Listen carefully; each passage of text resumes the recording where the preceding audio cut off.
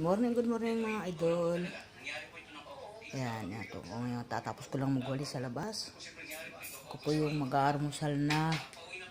Kaya lang, mag-aano muna ako ng aking gamot. Ayan po. Yun po yung gamot ko, yung insulin. Magtutusok muna po ako bago ako kumain. Ganun po kasi yan.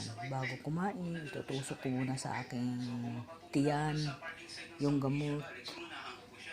Iyon po yung aking ginagawa araw-araw, 2 beses isang araw. Yan.